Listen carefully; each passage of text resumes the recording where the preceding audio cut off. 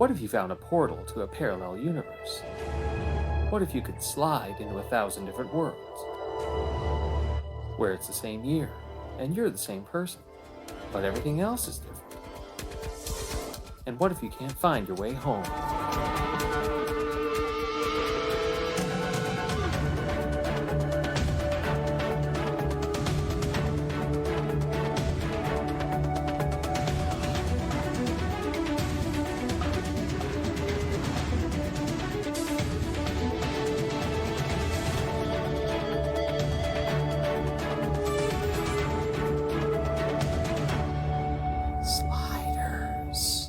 Hey everybody, welcome back to Fandom Entanglement. It has been a while.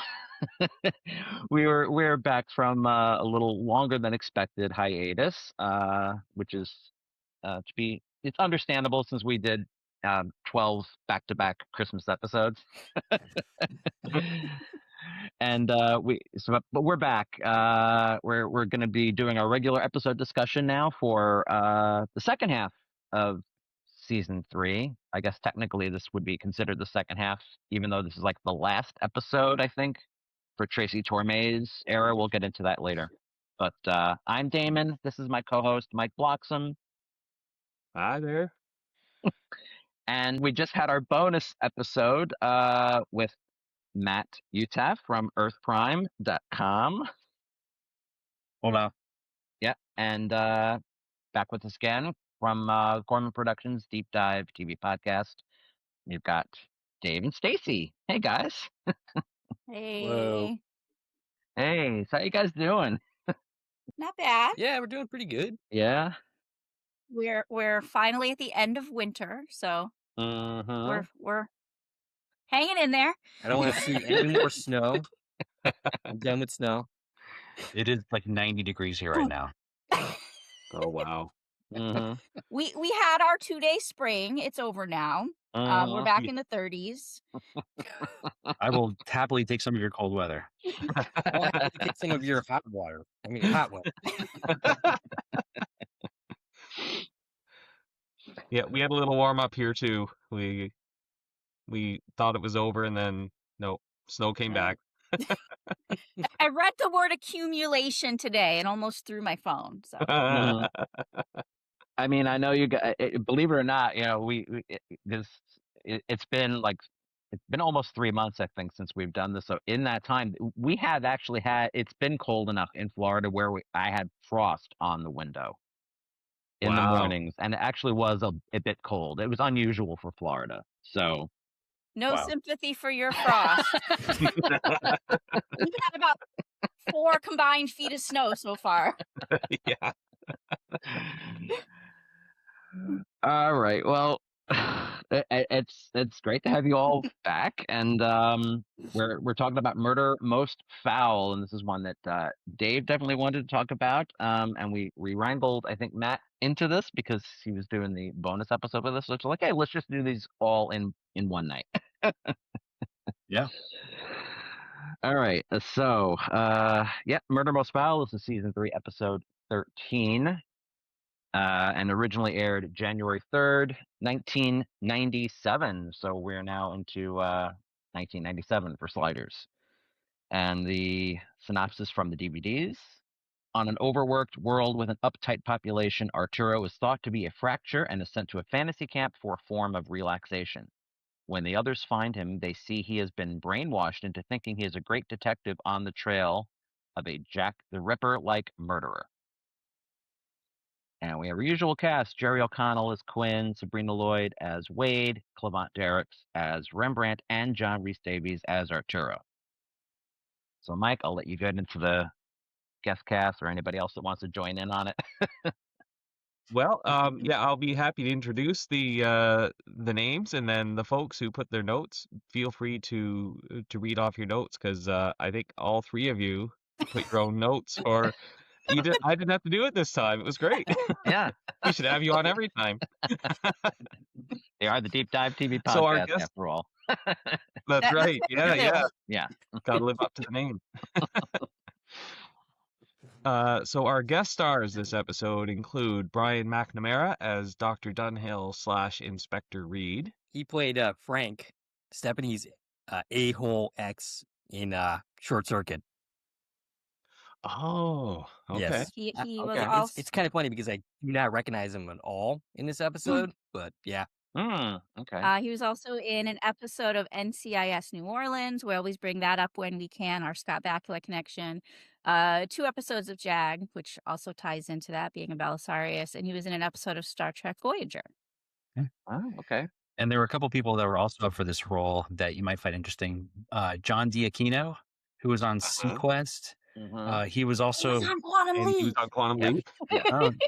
isn't he? Yeah, he's in a couple episodes of Quantum Leap, right? With the Evil He Leaper was episode. a Rhoda episode. Yep. Yeah. He's credited with a fifth season episode. Yeah, we know him. But he ended up being in season 4 of Sliders. So when you get to Virtual Slide, you That's will right, see right, his yeah. face. Mm-hmm. But then also up for the role was Mark Keeley, who ended up being Dr. Jensen, aka Maggie's husband in the Exodus. Right. Wow. Mhm. Okay. All right. Our next guest is Bridget Branagh, who played Erin.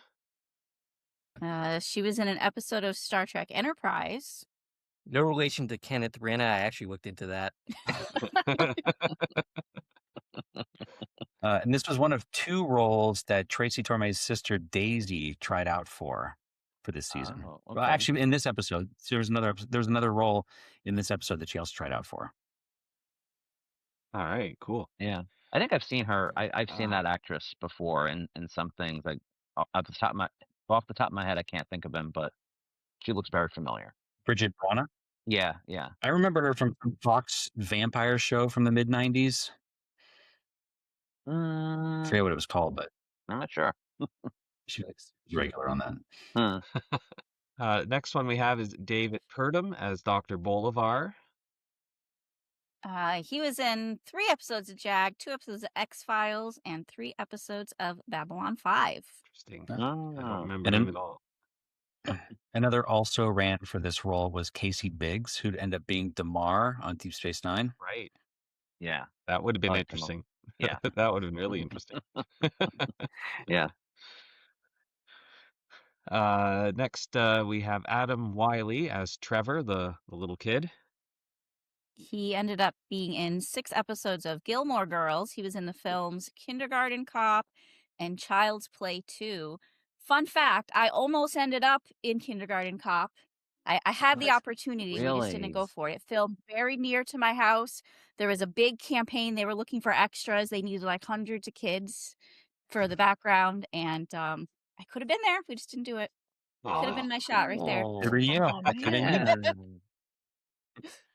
Oh, wow. Nice. Neat. You were an almost ran. Next we have returning Lester Berry as Elston Diggs. Yeah, he was in 6 episodes of this season. He didn't reoccur after that. Right. And this is the character that Charlie O'Connor was up to play. And I learned that fact from Earth Prime today, as a matter of fact. So thanks, Matt. Wow. I did Sounds not like know a that. pretty nifty resource. Yep. Sounds like something you should check out. Totally. Yeah, if you get Definitely. the chance, every episode of the 3rd season now has the casting sheets on the episode's page, so you can go and find out who else was all the other people that I didn't feel merited a mention in this recap. But there's lots of names. Very cool. Very interesting. Nice. Awesome. Right. Yeah, we should start linking from our website to the episode guide, or whatever do you call it, episode guide on your Yeah. site? Yeah. Totally. Then they can watch the video and then get the resources there too. Exactly. Yeah, I think we'll start doing that. And last, under the guest star banner, we have Suzanne Mara as Dr. Punch. And that was the other role that Daisy Torme was up for. She was the woman that the Sliders encounter when they're trying to find Arturo. Right. Okay. She only had like 6 credits. Nothing that I really recognized. But yeah, she didn't really stick with acting. Okay. And under our co-starring, not as many notes here, so I'll just, I think I'll just read it all off here. We have Taylor Lee as Mrs. Taylor. Interesting. Holly R. Clement as Anne. And Matt, you noted Leslie Bibb was up for that role. Yeah, Oh, one of the names I saw. Okay. Frank Castina as Wonk. The name. Derek Vanderbeken as Security Man. Are you laughing at the Wonk? Yeah, that's a weird name. Yeah. He's the guy that's talking to Dr. Punch, and they didn't even give him a name. They just called him a wonk. Okay, got it. I'm just going by what it says in That the makes end more credits. sense. Or whatever it says on IMDb. Derek Vanderbeken as Security Man. And that was Matt, Tracy Torme's friend. yeah. And they named the character in The Guardian after him, or after his family. Oh, okay. Mrs. Vanderbeken. Is that the family that lost the dog? I think Or Mrs. found the dog, or- Vanderbecken. I think Mrs. Vanderbecken saw the dog going down the street or Something something about like the dog. that. Yeah, Right. poor Bopper. Okay. Right. Carmen Nogales as Young Woman. And Brandon Michael as Boy. And that rounds out our guest cast. It's quite a few names this time. Yeah. And thanks for all your input, everybody. That saved me. Yeah, definitely. I did still go through myself, but I didn't have anything bad. Yeah, This episode has a lot of people in it, whether they're extras or starring or ghost starring. It feels very fleshed out. It feels like a very full universe. Yep. All right. So this was written by David Peckinpah. Who is this? Dave, did you have this note here? Yes, that's my note. His name is basically a curse word in the fandom. He Right. took over for 3 and 4, Yeah. which is basically when the show began to decline. So not many people are a big fan of him. Yeah. He wrote 5 episodes of the series in total, the last of which was in season 5, the season premiere, The Unstuck Man. Mm-hmm. Yeah. We'll get into that a little bit with David Peckinpah. Directed by Jeff Woolnough. Am I saying it right? Woolnough? Do you know, Woolnough, Matt? maybe? I don't know. That's as good as I'm going to get. I don't know. Did you say, Dave, the first of 3 episodes that he directed? And according to your site, Matt, this is corporate world. That's what you dubbed it.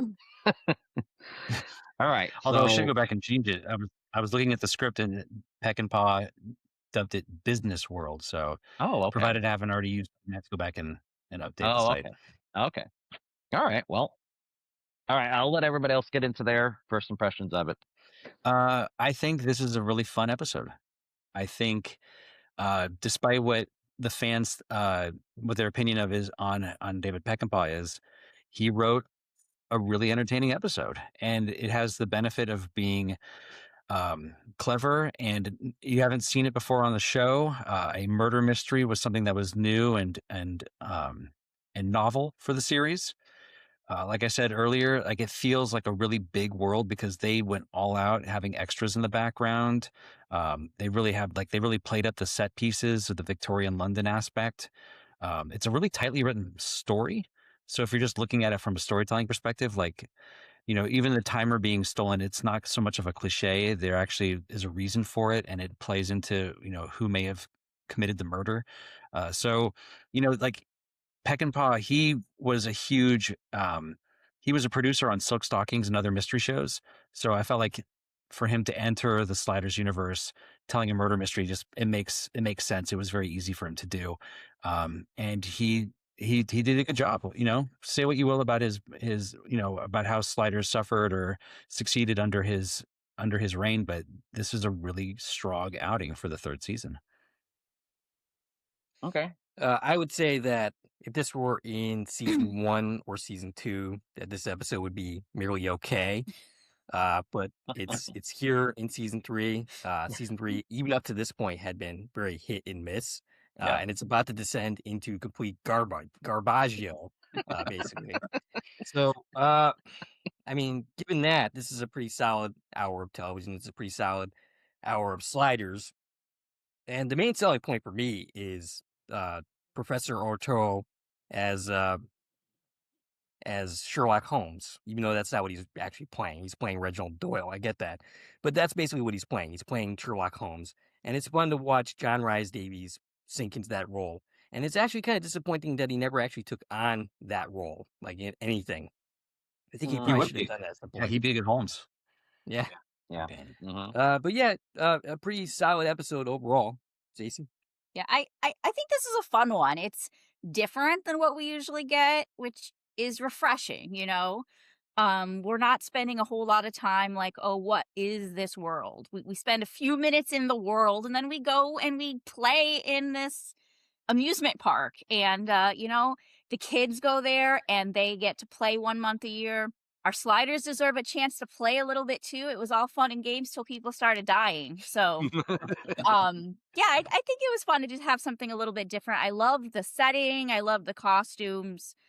Visually, it was really, you know, fun to watch. So, yeah, I think it was fun. If they did gimmicky stuff like this all the time, I think it would be too much. But Yeah. as a one-off, I think it was, you know, a good little detour from our usual type of stuff. Yeah.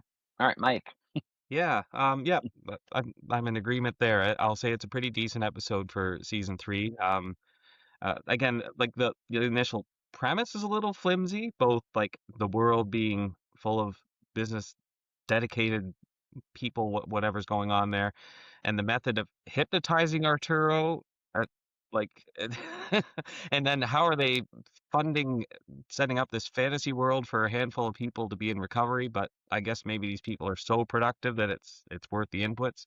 I just those were the parts I kind of had a little bit of trouble wrapping my head around. But despite all that, I thought the mystery um, element was good. It had held for me about halfway through when I pinned the real murderer.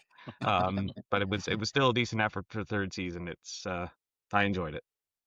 Yeah, I agree. I mean, it is a decent episode, despite the fact that David Peckinpah wrote it. 'Cause it does seem really good. It's just, I mean, as we've said, he's like universally despised because most people think that he's destroyed the show. I know there were a lot of things going on behind the scenes, but and that being said, I do have to wonder if John Rhys Davies he might have had a little fun with this role. You know, it's I know he kind of even at this point he was complaining about a lot of stuff, but I my gut tells me I could be wrong, but I feel like he had some fun with this. At least this is something that was a little more something that maybe he wanted from the show. I don't know, Hmm. but that's just my first impressions of it. It was good. I mean, not like one of the best ones, but decent. So Yeah. mhm. I think it's interesting that given how much tension there was between David Peckinpah and John Rhys Davies, that Peckinpah's first script for the show was it featured Arturo as the main character. You know, Mm. Right. it wasn't solely focused on Quinn or Wade or Rembrandt. He used Arturo, and he used him well. Yeah. All right, Mike. You said this like they don't really they kind of fail here at explaining the alternate history because I don't Yeah, get it either. this is always what I complain about when there's no explanation. There's zero explanation on why this is a workaholic culture that includes all the young children. Like Right. kids also apparently work 100 hours a week. So Yeah, I noticed that too. It's like what? that's Isn't Victorian London fairly Dickensian, where you know the kids are working, so it's just a Yeah. modern update on that? that's true. I guess. Yeah. Yeah. Yeah, that's a good point. All right. Well, we might as well just we'll try to run through the plot. I don't have a lot of. It's weird because as we all say, this is like a kind of it's a pretty decent episode, but like I was having a hard time coming up with notes for this because I'm like I don't know what to talk about specifically. So I guess we'll just go through it and see what happens. All right. So I guess From the outset, I Yeah. was a bit thrown off by the jaunty camera angles and like the digital blur thrown into the intro. I don't know what the desired outcome was for that choice. It this it is just like confused 90s. me until we settled into a regular. It seemed like a new director, just that new to the series anyway. He had plenty of credits to his name by that Mhm. point, but it seemed like he was playing around and experimenting a little bit. We even get a from the vortex viewpoint of the sliders falling out of the vortex. That was Mhm. kind of Mm, interesting. I thought that was Uh-huh. really cool because I don't think Yeah. until this point we have seen that kind of angle from the vortex. So Yeah, like, that part was cool. having them actually be spit out, it was really cool. Mm. Yeah. Yeah, like, I don't know why Peckinpah wanted to have these crazy Dutch angles and all this weird stuff, but it was like baked into the script. So it's not like it was something that Jeff Woolnough was like, he wasn't doing the one, he wasn't the one that was being all creative and coming up with crazy angles.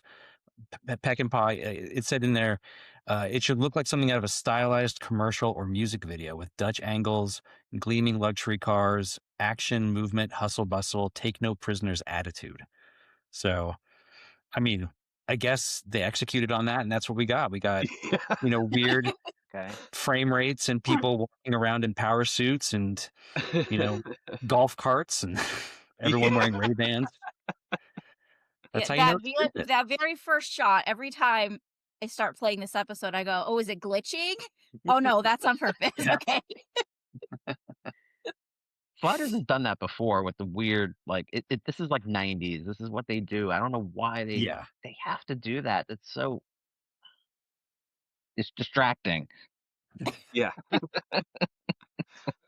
And like basically they're all laughing at Arturo's expense because he lands in the Yeah, trash about for that. Arturo. Yeah. Yeah, he lands in the trash. Is that like David Peckinpah, like punishing John Rhys Davies? Are they making him look like a fool by having land in trash on purpose? Is that because of the relationship between the two of them?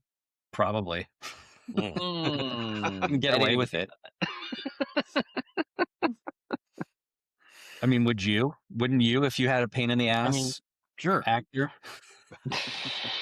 It was very important making him land in the trash because we had to find a reason to separate him Okay. from everybody else. Right. Yeah. That's true. Also, it's not the first time, but Wade, when she slides in, she's wearing this like skirt that's really cute. She looks really cute in it, but it seems highly impractical for sliding.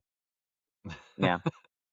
Isn't it like a crushed velvet skirt or something like that? Something like that. It's yeah. the 90s. I mean, Very you have 90s. to- You have Very to 90s. run around in that. That's and what we were wearing in the 90s. That's Were it. you?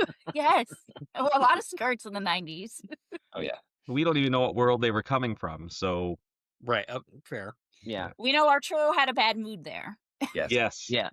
It So it definitely wasn't Christmas World. right. It definitely wasn't that because he wasn't necessarily in a bad mood there. They had just had this nice picture taken, and I know. he reunited this mother with her baby, and it obviously was a world we hadn't seen, which is typical. Well, if you're one of those people that is likes to do the script dives like I do, there's some small references, and it's basically like he and Quinn got into some kind of argument, and he just intimates that he's just done with sliding. Like it's a game he doesn't want to play anymore, So he's done. And whether or not that just amps up his anger when he gets covered in mud or coffee or trash or whatever, like that's the inciting incident on that end.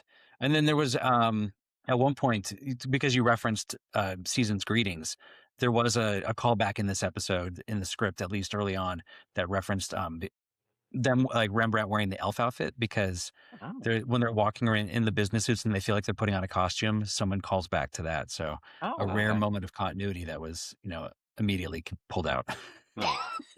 Figures. Well, Rembrandt does call it the first world with a dress code. Yeah. When they settle into I guess it's a bar, but they don't serve liquor. Yeah. Coffee bar? Is that what it is? I don't know. Well, what it was that like it sounded like they could get coffee or tea, and that yeah. was pretty much it. And anything with caffeine. Yeah, Mhm. anything to keep you working, because That would make sense for this world. dulls the senses. But as you mentioned, Arturo, fell in the garbage, so he has to go out and buy new clothes. But when Wade offers to go along, he says he'd rather be by himself, but which, fine, but has this group not learned by now to never split the party? It doesn't end well. No, it never does. And always Maybe Arturo immediately. knew that if he stepped out by himself, that he'd have a fun adventure. So he was just looking to get something going. Maybe. Yeah, But it's then, of always course, that leads to another another temper tantrum when that coffee gets spilled on him. And I don't know, somehow he's quickly identified as having an extreme fracture or some term like that. God forbid you And complain they ask about him why he's not in uniform, and I like how he says, "I haven't worn a uniform in 30 years," which Because everyone's in the military on this show. Rembrandt's in Yeah. the Navy. Arturo was a soldier at some point. yeah. right. Did you notice the Very guy, bad. the guy that was spilling the coffee, like how badly he spilled the coffee? Like it's accidental, then he just keeps going and pushing it, and just basically dumping it over his shoulder. Yeah. Apology for It was that. very, very obviously on Yeah. purpose, and I don't think it was meant to be. It was just a really bad take. Yeah. He didn't even say sorry or anything. He just kept going. Yeah. They didn't want to give him a SAG card. What did they say? Coffee gets to me drunk, not what was it? Something like I don't know what was Yeah, it. coffee's Yeah. not- You get to idiot. Drink it, don't carry it. Yeah. Which you Yes. have to carry it still to If you're drink gonna it. walk, Yeah. yeah. Maybe there should be a lid or something. I don't know. Yeah. Crazy. Especially with all the people rollerblading around in business suits too, right? Oh, they were. You got to get there fast. You don't have Yeah. time to waste walking. Yeah. Wired, not tired. So, Yeah. so they picked him up as a fracture, and when the woman called it in, she says, "We have a fracture on the east side of the park." That confused me. Are they already in a park? Because this Yeah, is before he's sent to the park. Is everything a park? There's Is this lot- coffee That's right. Maybe she land meant park? east of the park. Like, East side I don't of know. the park. There's so many. I have so many questions about how Mm. all of these parks work, because they say that he's going to park 21 or something like that. So there's a bunch Yeah. of different themed parks. Mm. I don't know. Like maybe just like a business park, Maybe. but yeah, it's weird. It's weird dialogue. yeah. Yeah. They could have just said they picked him up outside the chancellor or or outside the hotel or something like that. Yeah. Mm. Yeah. Yeah. Yeah. That's true. And I think it goes back to they're not really setting up what is this world. It's like there's a lot of subtext here that they're just not gonna tell us. Yeah. I think they really just minimize what the world is like so they can get into the park and get to the Mhm. mystery. So they're just going as fast as they can. Yeah. Yeah. That's true. Oh, who cares And about at the the history? Let's just get into the story. Yeah. Yeah. Yeah. Why waste time? Mm-hmm. Although they do stop and they raise this really interesting question of whether or not there's an Arturo double on this world, because they say something to the effect of, his identity has been cloaked by executive order, which Yes. means that the president has stepped in and taken him out of, out of the database, out of the central United States database or something like that. And so he is a ghost. So, but if you're trying to just streamline things, why make it sound like there might be an Arturo double? Because then the audience might think, oh, are they going to run into the Arturo double? Is the Arturo double going to cause some kind of chaos when they realize that the Arturo that they've got in the park is not the real one? I mean, those are kinds of things that were floating in the back of my brain when I first watched this like 30 years ago. So, I mean, they could have easily taken that line out if they're looking to just really just race to the finish line and get inside the park. Yeah. Yeah. Instead, It's they not like they took time wanted to say- justify it. Justify, not Good causing point. problems for the real Arturo. Yeah. If there was a double on that, so they added that quick line to just glaze over it. I mean, they could have just kept most of the line and just said, he's not in any database. That must mean he's been cloaked or something like that. Then you don't have to talk about how, That's a good point. Yeah. or he's just like, or maybe it's just if he's not in the system, he must be here by order of national security. There must be some national security thing going on, and just leave it at that. Well, Yeah. yeah, they weren't sure if he didn't exist or if the identity was cloaked, right? Yeah. Right. Well, I mean, because they're not believing his story of being from a different dimension, which why is he telling them that in the first place? Yeah, 'Cause he's they really think he's crazy. He's trying to Yeah. convince him he's not crazy. He's like, Mhm. I'm not crazy. I'm just from a different dimension. they do that a lot. Where Yeah. they Very bad cover story. That doesn't sound Um, crazy at Most all. people believe them, so why wouldn't they tell the story? Yeah. but so they're they obviously don't believe that he's not from this world. So because they don't have any identity on him, they assume he must be somebody that's cloaked or Important. whatever. Yeah. Yeah. Right. I don't know. I never saw it as there being a story about an actual double. I thought it was just like their personal explanation to their brains of why they can't ID him. Yeah. That's what I assumed as well. But Yeah. it's a good point. It's like a line of dialogue that could have used like Yeah. a little bit more polish, just a quick Mhm. rewrite. Yeah. This script had very little change from when it was first drafted to when it went to film. Like the biggest change was that they changed, Sherlock Holmes to Reginald Doyle. How unusual is that, Matt? It depends because there are some episodes like I know Dragon Slide was rushed to production after there was the fatality during the shoot of Desert Storm. Right. But I mean, like if you go look at the website, some episodes like The Young and the Relentless or Slide Cage or El Cid, I've got like 10 different drafts. I mean, there could be a zillion different drafts. But for this one, I know that I have the production draft and the second yellow revisions, which means that there was probably 7 or 8 different versions between the first and the last draft that I have. And like I said, very little changed. Very little. Like just a few lines here, a couple of updates to dialogue there. There, like the one big thing is that you wouldn't know it when they go to, because people ask like, how did you get a job in the park, right? And so originally there was supposed to be 2 lines. There's supposed to be like civilians who just come in and do like the grunt work. And then there was supposed to be these things called like TTs, like therapist in training. And so most of the lines that changed or were ultimately removed had to do with that because it never went anywhere. Like it's never really referenced. There's never any dialogue or any danger about someone being outed as not being a TT or whatever. So they just looked for all of those instances and just clipped them out. And that was like the biggest change. But by and large, what you see in the production draft and what you see on the shooting script is almost the same. Huh. So this is where the doctor now is basically hypnotizing him, right? Yeah. So Yes. With the making magic him think- watch. right. The magic watch. Which it's It was glowing. super advanced neuroscience, Right. obviously. Neuroscience 101. Duh. I'm actually I'm kind of curious about something. The watch we see every time we see it glowing. Yes. Yeah. That's not what's other people are seeing, right? That's just a representation of him being hypnotized by the watch, not literally what's being seen by No, other you see people. it. You They see do it. see it. I So think Quinn yeah, sees the glowing. When he Yeah. sees Yeah, that. it's not just like a visual for the audience. And the only reason I know that is because one of the few like slightly deleted scenes is that Arturo he looks at it and falls asleep to the hypnotic suggestion, and then Quinn takes it out and he opens it and it lights up and it doesn't do anything to him. So it's like a hypnosis that's only for someone that's under the hypnosis state. Gotcha. hypnotic state.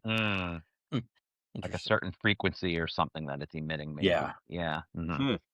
Yeah. He's famous detective Reginald Doyle. So I did catch that. Oh, of course, Arthur Conan Doyle. Yeah. Of course.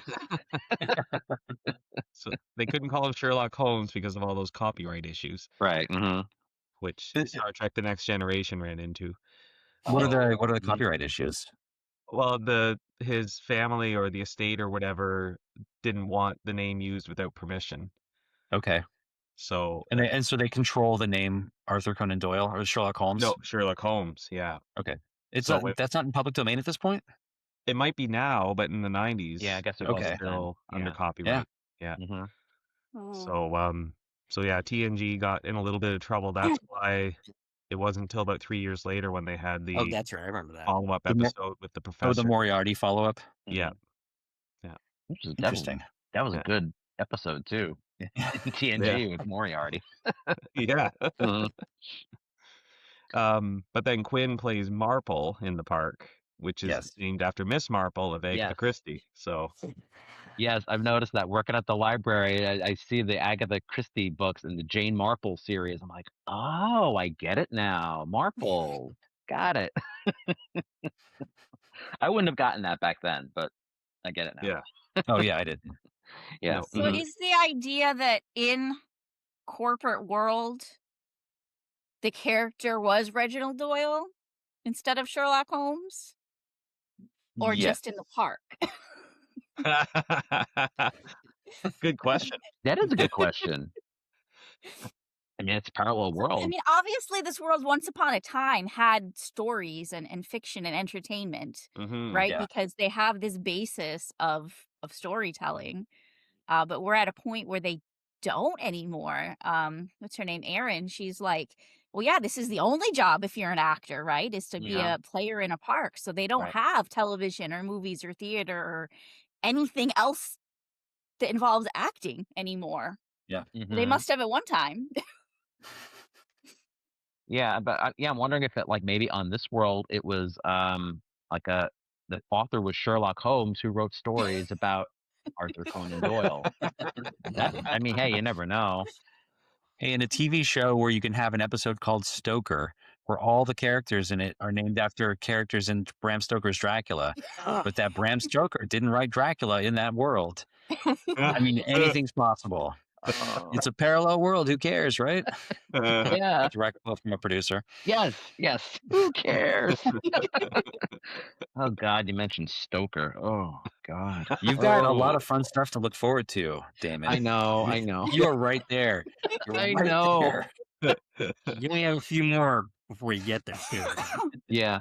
So someone commented like recently too in our Facebook group. Well, it was Chris Hill. He's commented. He left a lot of comments. He's like, when are the things continuing? Because I think a lot of people are assuming that we stopped because maybe it's getting bad. Well, anyway, You couldn't take it anymore. no No we're one gonna would keep judge you. No one would judge you if you dipped out after this episode. Because there's a whole fan fiction series where they create a virtual fourth season, and the whole thing is that anything after Torme leaves, which is at the end of this episode, Right. we're following a different set of sliders. And so when they reboot, it is they're following the original team, and that's the deviation point, is that once Torme leaves the show, then it's done. Yeah. Huh. Yeah. Well, some people say it happened a- even before that. So It's a really depressing slide after that. And I didn't even mean the pun, by the way. But yeah, it's No, it's really depressing how downhill the show goes. Yeah. Yeah. It still has a few moments of, good I stuff think- here and there. I think there's some stuff in season 4 that is worth watching. Season 5, I don't know, but Yeah. I will still. I know we're getting a little off track. I will argue that season 4 is not that bad. It actually feels like they're trying to get back on course. Oh yeah. I mean, they're doing Oh yeah. what they can. Yeah. It starts very strong, Yeah. and it's crazy how it falls off a cliff even harder than season 3. Yeah. You'll get there. You'll find out. Yeah. No, first half season 4, I think is pretty good. We'll get to that point. All right, what else we got? Well, I guess at this point it's so what's her name? It's Wade Erin. and the other girl and Erin are Yeah, Erin, yeah. So she's all excited because she thinks that she got the letter, right? That like, oh, I'm going to be the DV, the designated victim, right? So that guy's obviously though I think he's obviously like enamored with Wade. He's like, oh, I hope we see each other more. So it's Yeah. like, was that just wishful thinking on Aaron's part, or was there? Well, it was like a mix-up or something, right? Yeah. Where It's the misdirect. It's the red herring. Right, You have to have someone that looks like the obvious suspect so you can eliminate him hmm or her. yeah, If he's clearly got a thing for Wade, though. Oh yes, yeah. very Yeah. clearly. And so she's the one. So she basically really does get murdered, and Wade was like, oh, she was like so excited about this, and like, we were joking about her getting killed, and now she really did get killed, and this is where I mean, it does become interesting because up until that point, everybody was setting up things clearly as like all part of this mystery, but now they're like they got a real, like he's actually using some real detective skills here, Yeah. Arturo. So It Yeah, was really fun to watch him, like, almost kind of like putting it together. He's like, here's the clues, but here's Mhm. the real clues, and something's different, and he's almost gets it, and then he looks at the stupid watch. But I love Right. that scene. It was like he did such a great job of playing this split mind character, Mhm. you know, Yeah. where he's I just think kind of half there and half somewhere else. Yeah. And I thought, and in my, because I wrote a review on this episode, God, ages ago, but like my big takeaway was like, we're so used to seeing doubles, but this is basically a double, but it's your own guy. And Right. how does the cast react to that? Because it's not like, it's not evil Arturo or the sheriff of the Americas. This is your guy.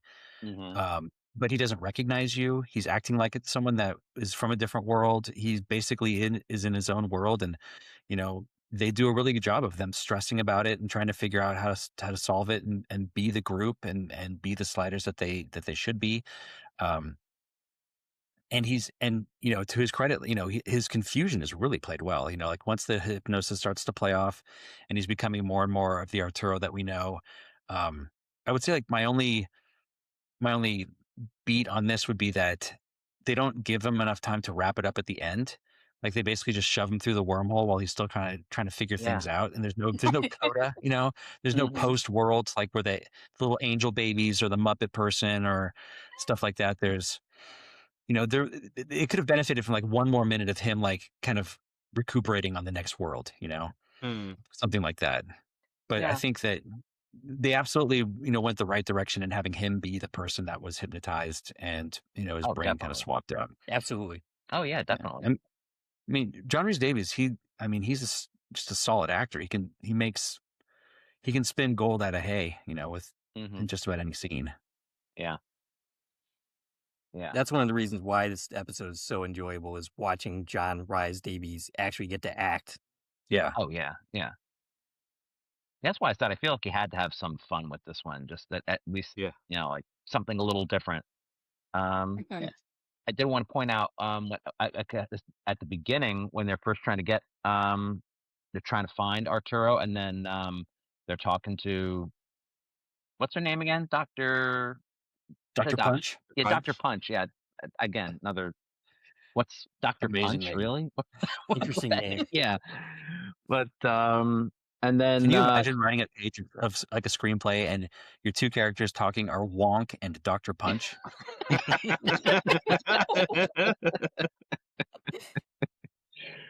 But I did want to point out too, because she's like, well, who is your supervisor? She's like, who, like, or something like that. She's like, I wanted like who to talk to, and then Rembrandt really like he's a good, he plays a good bluff. He's like, I'll Yeah. tell you what, you when this all goes down, I'm gonna make sure you go down hard for this. And it's like I wouldn't want to mess with him. The way he was talking, I was like, you Yeah. kind of had me convinced that you're like that you're in charge of something. He But I looks didn't even see badass. what happened from that. Did she just kind of let them go, or Yeah. Yeah. yeah, Well, she let them leave. Yeah. yeah, Yeah. They walked in, they found out what park he'd been taken to, and they left. Like it was in and out in like 90 seconds, right? yeah, Yeah. Mhm. Yeah, just the way, but And then they just went and walked into the park. yeah, but I was saying Yeah. the way Rembrandt like just handled that was like, man, he's like, you don't mess around with him. That is, No. I did like that part too. Yeah. Mhm. No, everyone gets they get a lot to do, Yeah, Even, Wade has got her friendship with Aaron, and she's, the damsel in distress, and Quinn is the one that's desperately trying to figure things out, whether it's the yeah, science or just the behavioral stuff. And you got Rembrandt trying to track down the kid.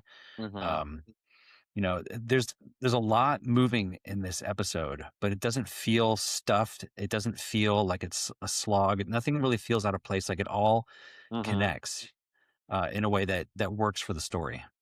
yeah, right, One thing that she pointed out to me when we were watching the episode is there's a scene where after the real murder in the episode where the villain, Dr. Bolvar, is arguing to go to the police, and the one yeah. who isn't the villain is arguing, no, we can't do that. That's kind of strange. You would figure Yeah. that Dr. Bolivar wouldn't, if he's the actual one who's, committed the crime, Right. wouldn't actually Spoilers. want to go to the police. He'd be arguing the Yeah, opposite. he was arguing very hard for you Right. have to go to the police. Yeah, I I did think not he was agree. doing that to throw us off the scent. Us Yeah. being the Sure, audience. but Right. Yeah. you- Yeah. They say at the end And that he's a fracture, so maybe it's crazy behavior to be like, we have to go to the police. I really want to be caught. Mhm. Yeah. No. Yeah. What you just said, Matt. I don't think they Yeah. heard. They say at the end that he's a fracture, so maybe he really doesn't know. Like he doesn't like he just Oh. it clicked over like he's a bipolar or something like that. Yeah. I Makes wondered sense. that He too. broke. It all it's flawless storytelling. There's no gaps here. It's perfect. So Well, yeah, about them just walking on into the park and getting roles. When Erin said she's been applying every single year and she finally got a part, that means this is very difficult to get into. There's a list. You don't just you walk in. Yet they all just walk in and nobody questions like, who are you? They just have roles for them and costumes for them and it's good to go. Yeah. I do have an answer for that actually. And that is because so it's probably the therapeutic training thing and the civilians. So all the people that like Quinn and Rembrandt and Wade, they're all coming in as basically extras that are walking around in the background. And the only reason that they get elevated in any way is that Arturo thinks that Quinn is Marple. Mhm. And if you're so inclined, I have a deleted scene that I can show you that Ooh, tells you sure. more about this. Sure. All right. So what the deleted scene will show, and it's after Arturo asks, why Dr. Dunhill hasn't said hello to Marple in the morning. It's because Quinn just kind of lucked into the position by being there, and Arturo recognizes him, and then that's why he gets elevated into the role. Otherwise, he would have just been another person walking around in the background, like Rembrandt the cop or Wade the saloon singer. So here we go. Yeah. This is when Doyle and Marple are talking to both Dr. Bolivar and Dr. Dunhill when they're trying to get the notes. So here we go. Can you give us nothing more to go on, Mr. Doyle? Who assigned you to to Doyle? He glommed on to me last night. Started calling me Marple. I'm supposed to play along, not break the illusion, right? The override's been maintained. Doyle remains dominant. To him, the murder was real. He's trying to solve it. Absolutely, he's on the case. His therapy's fascinating. He actually thinks he's Reginald Doyle. His real personality's still there, but you override it somehow, then restore it. Do you use drugs or... You're a civvy. You're not even a TT. Listen to me. How or what we do is not your concern. You just stay in character. There'll be a bonus in it for you. Whatever you say. Reed, let's not keep Mr. Doyle from his work.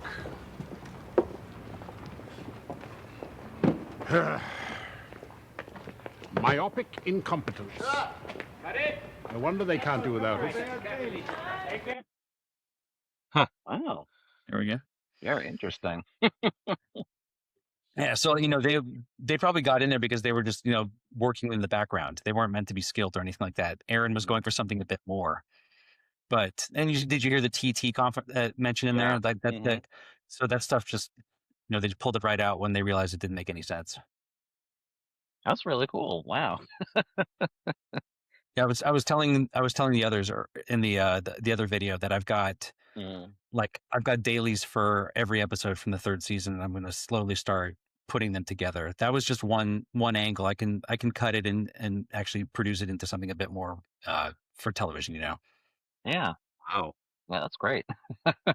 All right, should we talk about what's his name? Trevor? Yeah. Might as well talk about the kid. He was named after Peckinpah's son, by the way. Okay. Okay. All right. Right. Well, So, Stacie makes a good point about him taking apart the controller. Yeah.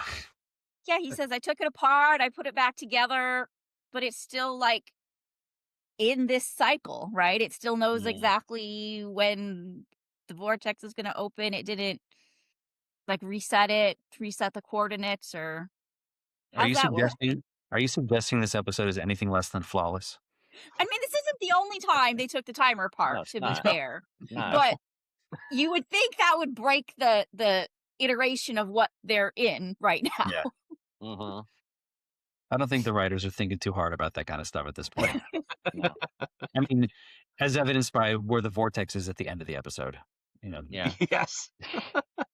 It's also going to be moot by the next episode. So the timer.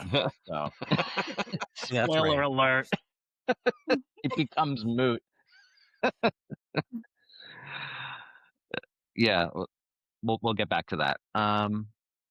So was this kid a fracture? I mean, because they imply it later on, but it's like, well, they said he was a fracture, but he's not He's really. not. No.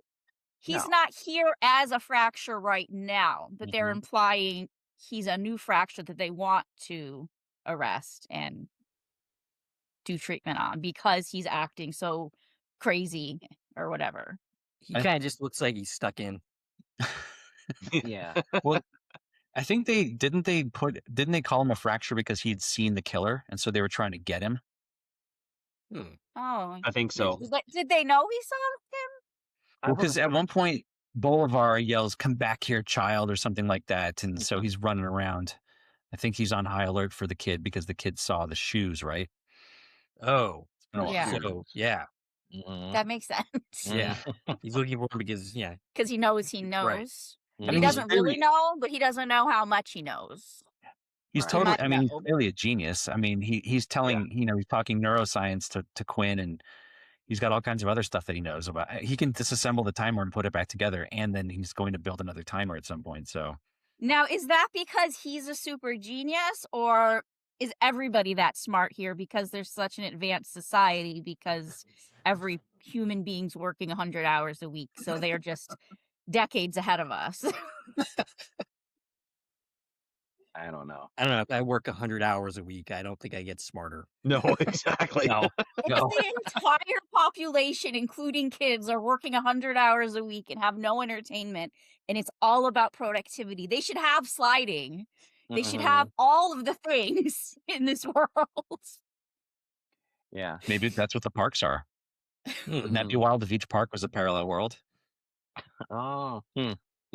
Ooh. Yeah. Yeah, Well, he's just a smart kid. Yeah.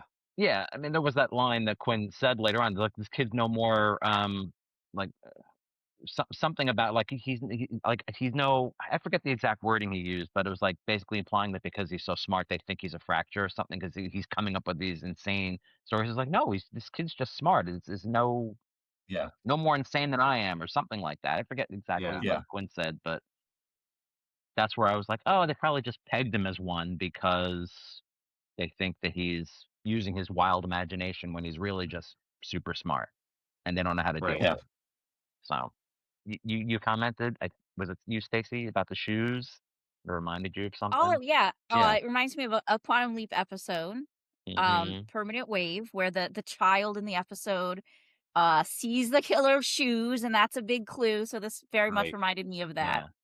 Yeah, I did not catch that either, but I'm like, as soon as you pointed it out in the notes, I'm like, oh, of course. I did not see that. The only difference is there's no pennies here. Yeah. Right. Yeah. I will note something that I made note of in the Christmas episode, in that nobody there reacted to a vortex opening up. They just all kind of accepted it. Here they actually act appropriately, whereas they're actually shocked to see this vortex open up. Mm-hmm. Yeah. And then If they didn't have sliding, they will soon. Right. Yeah. Trevor built it like the next week after his vacation was over, you know? That's right. What were you going to say, Matt? Well, so my big question is this. Yeah. Because at one point there's a scene where Wade and Aaron have then spent some time dancing at a dance hall, right? Putting on a show. Right. So that led me to wonder how many fractures are in this park, because it can't just be Arturo solving the mystery, because if Arturo is solving the mystery, then why is there a vaudeville review or like a burlesque show when he's like hanging out in his house, like looking at his lab equipment, trying to figure out, size 11 shoe stuff. There's all these different things going on, and this park is so expansive. And like I was saying it several times earlier, I keep coming back to there's a ton of extras in this episode. Like this is like they spent a lot of money to make this episode, and so I get the feeling that there's got to be at least one or two other fractures there that are doing something else, something similar in Victorian London. But I you know, always kind of assumed that Yeah. like half the people here were fractures. like even just the people Um, walking around. like so in the like training part, right, where they were in a room and they're like, oh, you got to stay in character, this and that. There Right. was only like maybe 50 people there. We see a lot more people than that Yeah. throughout. Um, but I think that a lot of them are maybe, you know, some of the cops are fractures or some of, you know, these people or that people. But Arturo just got a elevated role because they think he's somebody super important because his identity's been wiped. Yeah. So they gave him a really important role in the park, where some of the more minor fractures, you know, they're just hanging out and playing a part that doesn't really have any significance, but they're just chilling. Yeah, They're just somebody lightly mentioned. delusional instead of broadly delusional. Yeah. No, somebody mentioned at some point our patients are, so it implies there are multiple patients in Right. this Victorian era London Yeah. park. Which would lend credence to the idea that Trevor is a fracture, but it felt like there was more going on in this world than we saw, and like Yeah. just the dance hall thing was like who would be there? You know, more extras watching it. There had to be like another fracture, and they're doing something. you Yeah, know? like who was Or it maybe- for? Right. So you Yeah, think they or were maybe like there was a fracture micro? that was dancing. Yeah, like you think they were like micromanaging different fractures and like, well, we'll try to find a way to make it all work together. Yeah, Maybe. Yeah. That would something like require that. a lot of coordination though. Like Yeah. we got to make sure this works with this and this. Like I was wondering the same thing actually. I feel like Trevor was acting accordingly. He was supposed to be a little like street urchin stealing things from people. So Yeah, taking he the was playing timer his role. wasn't out of character. Right. That's kind of what I thought. But then they were like, well, no, he's just a fracture because yeah, that part did confuse me a little bit, but like I thought he was part of the whole act, but they're acting like he wasn't part of it. I think So he was, but then they decided he fractured while he's in the park. So now they want to catch him Right. okay. So because he's doing too much or yeah. whatever. So He's a busy kid. Maybe it just goes back to he wasn't actually considered fractured by anyone other than Dr. Boulevard because he saw him kill someone. Or Yeah. he thinks he did at least. Yeah. So then I wondered at the end if that Dr. Bolivar really was a fracture or if Quinn was just saying that. I mean, Was he really fractured? he does act crazy when he starts to try and get Wade. I mean, he's Right. kind of insane. Yeah. Because I mean, this was the first time that happened. Up until then, there was no real murder, and then all of a sudden this happened. So it Yeah. did kind of lead me to believe that he broke, like in that instant. So otherwise, it He's would have been been playing in this world a little too long, maybe. Yeah, yeah. Mm-hmm. Like how many times have they replayed this whole scenario? Right. Exactly. Yeah. I mean, I don't have anything else. I don't know if anything else was. Yeah, I mean, I think the we're pretty much vortex being 20 feet off the ground was pretty egregious. Yeah. Again, I don't know why it's not as bad as it's not as bad as in the season 4 finale where they shoot the vortex off the back of a train, a moving and it train, stays with them, and it's following that was them. the best example, but But still, why do they keep doing this? Why do they keep shooting the thing up to jump I don't up? know. I don't know why they do Because this. it looks cooler. Because of the well, we block. can't reach it. We're stuck here now. I know. It's really bad. Especially, That was one of the unforgivables when it first aired. Like even then, when I was a college student, I couldn't believe that what I was watching. It was just ridiculous. And again, like Wade twisted her ankle. She's limping. Why is she jumping up? Why? Yeah, and then it just ends. Yeah. They could have had an extra minute doing something else. Mm-hmm. Recuperating. Now Arturo's not so pissed off. Yeah, and Trevor will find them someday. That's He'll right. find them. Gosh darn it, he'll find them. That was a good line. It was also really depressing because no, he's not going to. Every one of the sliders is going to meet a bad end. I think we've Maybe he'll find they're doubles that are Okay. not. Yeah. You know. But they never met him, so they won't know who he is. Mhm. That's right. You don't know they didn't meet him. Fair, fair. Maybe they did. It's a parallel world. Who cares? Yeah. Yeah. We've said this before with something. If they use this like in a reboot, if they say that this kid is the one who finds them, I'm like, I'll give it a little more credit because like you're doing a pretty deep cut there, but that means you actually watched the show and cared about it and threw in Yeah. something like that.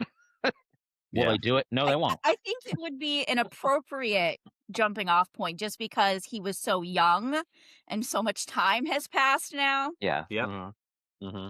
Yeah. That would be like one of the characters that it would make sense to, Right. Yeah. Yeah. I had the lead same us back thought. into this universe. Yeah. The other one I hear is the unborn child that Quinn had with the woman from Love Gods. Oh yeah. No. Yeah. If we don't know she was pregnant, We don't know. she just looks at the photo and it hands Longingly. over. You could do a whole episode of this show about how it would be impossible to reboot Sliders because of how weird it got. I've said that. I don't know how you could possibly reboot this without rebooting it completely. Well, yeah, reboot, Yeah. full reboot. Yeah. All I you don't have to know. do is say it's an alternate Quinn, alternate Remy. That's really It the doesn't have only to thing be that the makes sense. Yeah. I mean, how See- many times did they run into their exact group places? Right. So Yeah. Right. Mhm. It's not it's not necessarily the same people. So like Sliders is one of the few shows that I wouldn't mind a hard reboot because there's so much you could have done with the concept that they failed to do during the sure. original series because they went a completely different direction. Yeah. Yeah. To me, that's Yeah. really the only real good way you could do that is just say it's another group, and then through that we find out what happened to our group.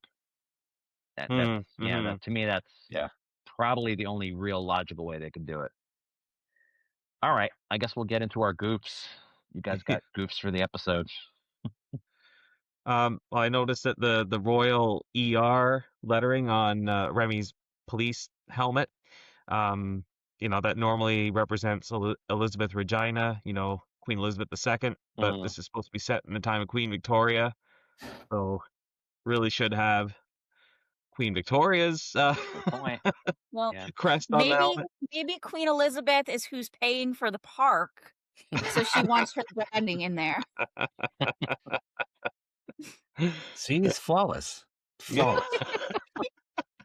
It could be Or maybe that name was used by whoever was ruling at that era in this Yeah. world.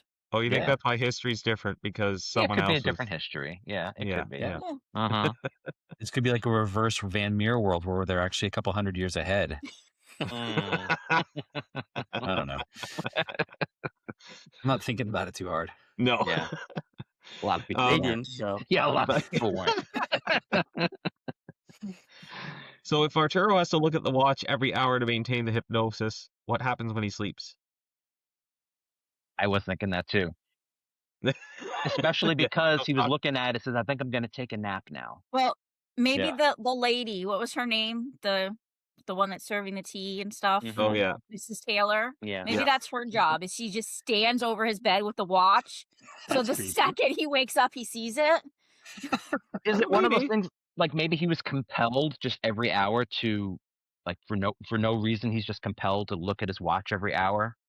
Like it's Even in his programmed sleep? into him? Yeah, I don't know. maybe. Yeah. Maybe. I mean, how long would he have to stay in the park for? Like, would he be there for days? The script says a couple weeks. Couple. Oh, okay. Okay. Yeah. And we already beat this one to death, the vortex timer up in Yeah. the sky. Yeah. But then, and I think maybe Damon mentioned it, she has a sprained ankle. But then Mhm. she runs into the vortex as Yeah, if the she was sprained never hurt ankle at all. for 5 seconds, and Yeah. then Magically healing. Right. Yeah, that was some miraculous healing.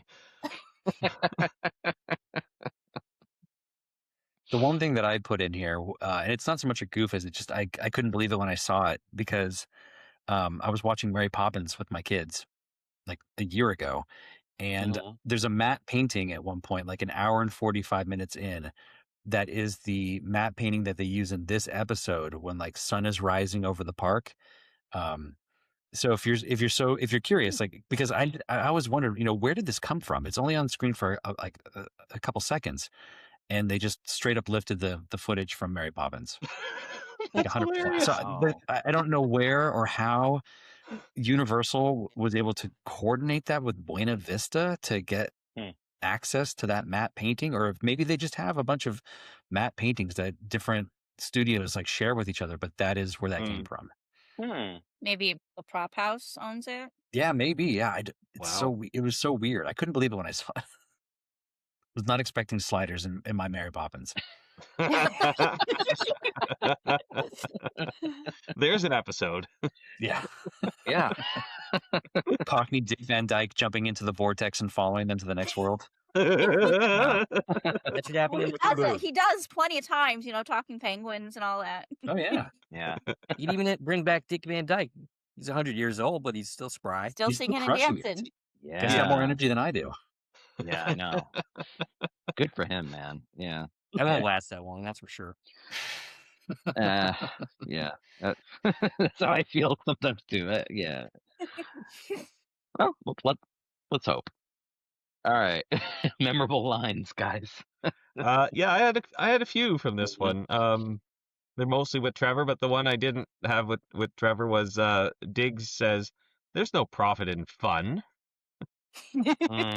which sets the tone for this world, and yet the whole thing is them having fun acting in the park. So yeah.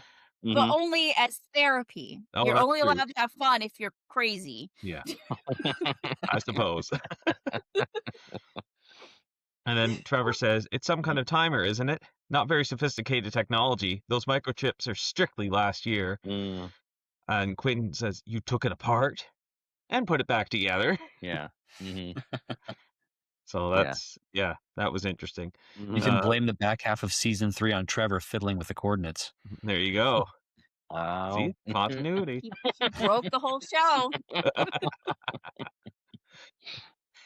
And after he reveals that he knows how the timer works, Quinn says, "You're a fracture?"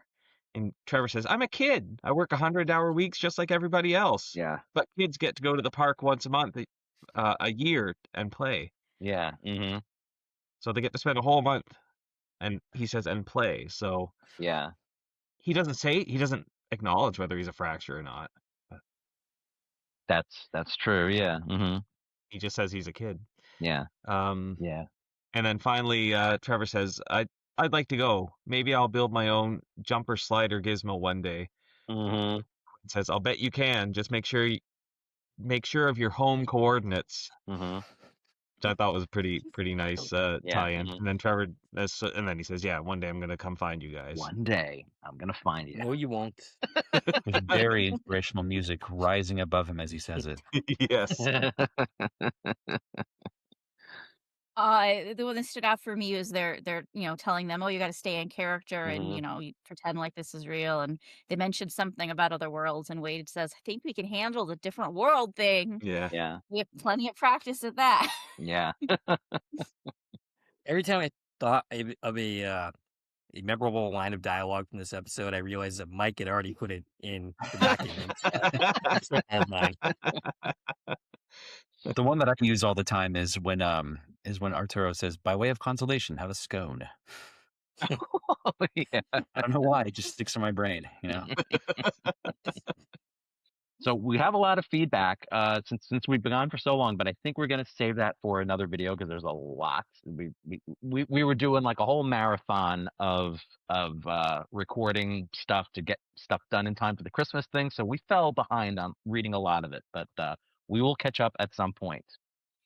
And I might as well, before we get into wrapping things up, I'll throw it out here really quick. If anybody, especially since we have Quantum Leap people with us, people notice the painting back here. I'll put a little close up of it in the video, but this was a painting of Sam Beckett as Samantha Stormer from What Price Gloria. It's basically in January, mid-January, I took my son to his first Comic-Con, and it was like a local artist here in Florida named Primo Cardellini. Hopefully, I am saying that right. And I said, "Oh, don't worry, I'll try to come up with a way to plug you soon." So this is as good a time as any to just kind of mention that. I'll put a Nice. link to him, and maybe we'll talk more about it at another time. Pretty cool. Yeah. Are we doing show and tell? I have something. You can if you Oh, want. slide and tell. We call it slide and tell. Yeah. Sorry. Slide and tell. I was going through my drawer of Uh-huh. autographs and things. I Mhm. used to collect all of this stuff. Oh my. Trying Very nice. Blair. Who's I that? forgot I owned it, and I found it, and I was like, "Ooh!" Nice. Very nice. There's my ring light. Yeah. But yeah, I totally forgot I owned that, and it was in tucked in with my collection. I was like, "That's super cool," so I had to Yeah. show you guys. Mm-hmm. Yeah, I'll add it here too. There is a I think I've shared it on I think Albie includes it in the little thing with the pictures at the end, it's exploration. But there's a picture of me and Amada. We met Jerry O'Connell in Yes, Oh, I an okay. off remember that Broadway picture. thing in New York, like a number of years back. So I'll include Nice. that if anybody wants to see that. Anyway. All right, so I guess we'll just wrap it up. Final thoughts. I realize I actually don't even have a rating yet. I didn't rate it. I got to think of what it is. So I'll let you guys give your Well, final I'll thoughts, and then start since I was the lowest, but not not by an outsized amount. yeah, Overall, I said it's a great outing for season 3. It's got its flaws. Mhm. Despite Matt saying the script was flawless every time. Flawless. Flawless. Flawless. Despite the flaws that I noticed and nobody else, I'm giving it 6.5 spilt coffees out of 10. Okay. Like this. Yeah. You really got it on there. No Yeah. use crying over spilled coffee. Dave, Stacey, I'll let you guys go next. Okay. Yeah. Yeah, I guess I noticed Stacey's rating, so I did it slightly less than her. 6.8 out of mesmerizing watches out of 10. Mhm. Solid episode for season 3. Mhm. If it were in an earlier season, it might just be just like straight up okay, but it's pretty good for season 3, especially at this point. Yeah. Yeah. Mhm. I thought it was fun. Mhm. If you happen to be a Sherlock Holmes fan or an aficionado of Jack the Ripper or any of, that type of stuff, Yeah. I'm sure there are people who love this and it's their favorite episode. Mhm. There's nothing like cataclysmically wrong with it, like some of the episodes. Yeah. Yeah. Mhm. I rated it 7 size 11 shoes out of Oh. 10. Size 11. Yeah. I guess I'll go next and because I was gonna say I'll go next because I think you're gonna be the highest one, Matt. So Oh, okay. yeah. One on And the I, road. and I just thought of what mine is. Yeah. So it's pretty decent. 'Cause, like I said, this is like the last of the basically under Tracy Torme's watchful eye. I don't know exactly how involved it was. I just know that even from looking at Matt's site that this is like officially the last for Tracy Yeah. Torme, and then we This is kind the of last time he's credited as a producer. right, yeah. Hmm. So it's not bad for like basically like a final hurrah of this era. So I'm kind of equal with Stacy. I think I was somewhere between 6.5 and 7, but I think I'm with Stacy. 7 fractures out of 10. And I guess since I'm the highest, I Yeah. will say that I found this to be an 8 disgusting teas out of 10. I mean, my rating on Earth Prime is a B, so I just went with whatever would translate to a B. Right. It still Mhm. it holds up. If I'm Yeah. going to watch an episode from the 3rd season, this would probably be one of the ones I'd watch again. Yeah, there are definitely worse ones. There are better ones, but there are definitely a lot worse ones than this. Oh, yeah. So we've already Have had fun a with few of this. those. Yeah, I know. Well, the next one, I feel the next one isn't bad either. It's just weird. But the next one is Slide Like an Egyptian. We are going to be joined for that one with Eric Dreiling is going to join us again. We just got to figure out when we're going to be recording that one. But that's what's next. That's the first official. I guess that's technically really be where the second half of the season starts, because the last what is it? The last 12 or whatever were all under the David Peckinpah regime, as they call it. So it kind of starts out strong and then just goes down the crapper pretty quickly. You're really selling it, David. Hey, if you It's watch the fascinating show, watching you it know. You never know. You could have a viewer that this is their very first time watching Sliders, and they're watching right along with you, and you're really like deterring them along. I said from the very beginning, this is a hard show to tell people, like, to get on board with. Recommend. It's I can't in good conscience like recommend it, even though I want to, because I know you're going to be disappointed. Amada couldn't watch it all. If nothing else, Damon, you should have fun ripping apart the episodes. That is kind of what I'm looking forward to. Yeah, and we've been away for too long, so I'm kind of looking forward to this. So yes. Anyway, Stacie, I think, is going to be back for one pretty soon. So I might join her for that too. Okay, well, we'll see. Yeah. Yeah, Right. I think we pretty much have all the episodes filled. Yeah, there might be some changes here and there, but I think we got everything filled. So, all right. Well, thank you guys for joining us, and thank you for getting these notes in, having stuff to talk about. Because I was like a little worried beforehand, like I don't have anything to say. But thank you so much, guys. It's been a blast having you again. Great having you, Matt. Yeah. All right. As always, thank you for having us on. It's Absolutely. a pleasure. Yeah. Thank you for having us, Damon. Yeah, Anytime. definitely. Yeah.